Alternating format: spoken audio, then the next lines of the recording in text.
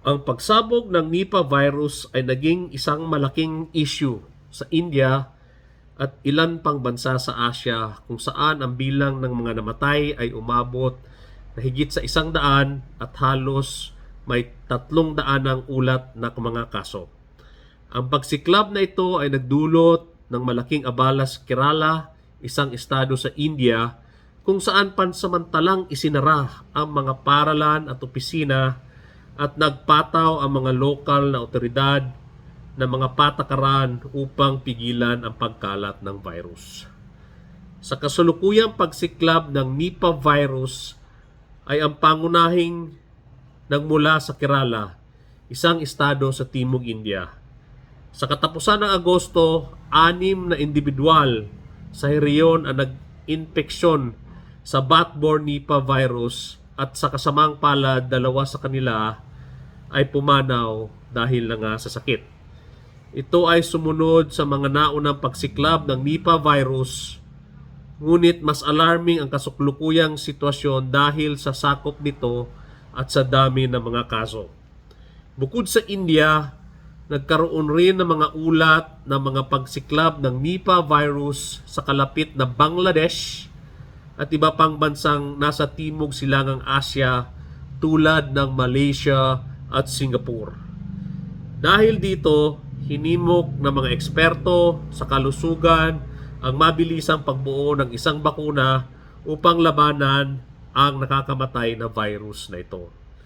Ang Nipah virus ay kilala sa pang-agham bilang Nipah henipavirus. Ito ay isang uri ng zoonotic pathogen. Ibig sabihin nito, maaring maipasa ito mula sa hayop patungo sa tao. Unang natuklasan ng virus noong 1999 nang magkaroon ng mga pagsiklab sa mga baboy at tao sa Malaysia at Singapore. Inirerehistro ng mga otoridad ang kalusugan ng Nipah virus bilang sakit na may mataas na rate na pagkamatay. Ang kabayong paninim na paniki ang natural na host ng virus. Ngunit maaring makapinsala ito sa mga baboy at tao.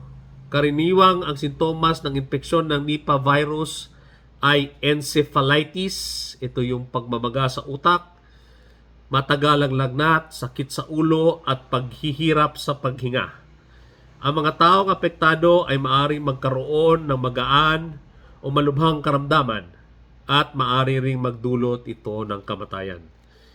Isa sa pinakamalubhang bahagi ng Nipah virus ay ang kakulangan nito ng alam sa lunas o bakuna para sa mga tao at hayop. Inirekomenda ng Centers for Disease Control and Prevention, CDC, na ang mga hakbang sa pag-iingat ay dapat sundin upang mabawasan ang panganib ng impeksyon ng Nipah virus.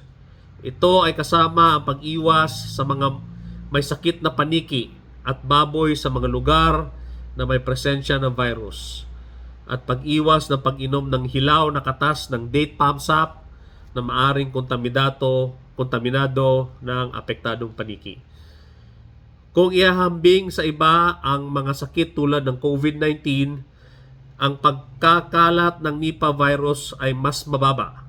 Gayunpaman, ang malubhang sintomas nito ay nagpapabawas sa mas mababang rate sa pagkalat nito.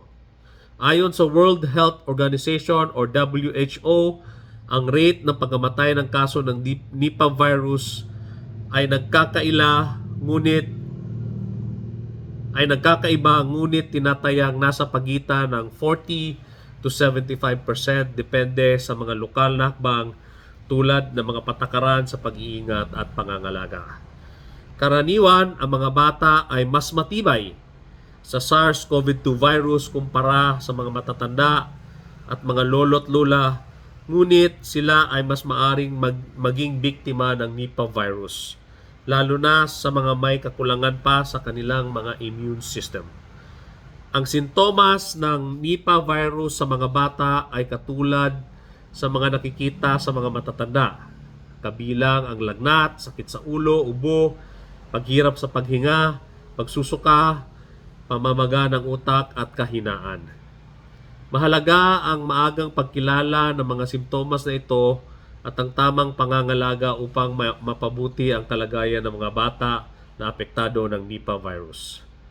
Sa buod, ang pagsiklap ng Nipah virus sa India at iba pang basyang Asyano ay isang malubhang isyu sa kalusugan ng publiko dahil sa mataas nitong rate ng pagkamatay at kakulangan ng alam sa lunas o bakuna. Ang katangian nito ay zoonotic, ang pagkakahawa ng virus mula sa mga paniki at mga malalang simptomas ay nagdudulot ng pangangailangan para sa mga hakbang sa pag-iingat at pagsisikap na mabuo ang isang bakuna.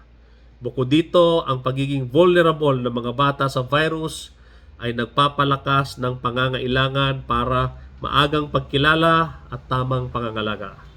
Kailangan ang patuloy na pagsusuri at takbang sa pag-iingat upang maibsan ang epekto ng pagsiklab. So sana hindi na po lumaganap ang Nipah virus at hindi na po umabot dito sa ating bansa. Salamat.